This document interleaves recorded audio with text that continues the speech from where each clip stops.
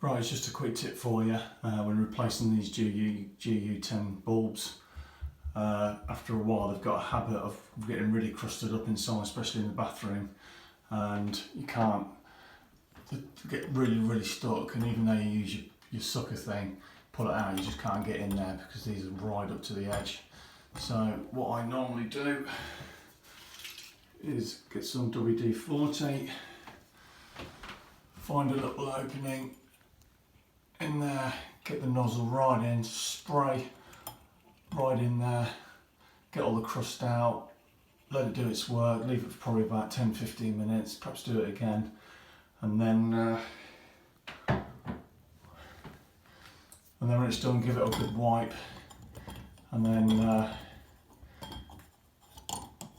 just get your fingers in it. Thing is, these are so hard.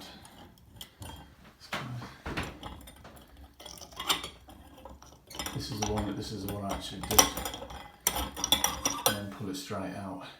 See, it's those bits there that really get crusted up, and you can see right in there. So basically, you've got to get your nozzle right in there to give that a good spray out, and then once that's worked, so it's just, you can see it's just metal on metal. That's all you're dealing with. And then that should work. It's worked for me every time. This one has been a bit of a battle, but hopefully it'll work for you. Hopefully give it a go anyway. There are other stuff out there, but it is penetrating fluid that you want because it is metal on metal. So hopefully that'll work for you. Hopefully this helps you. Thanks for watching.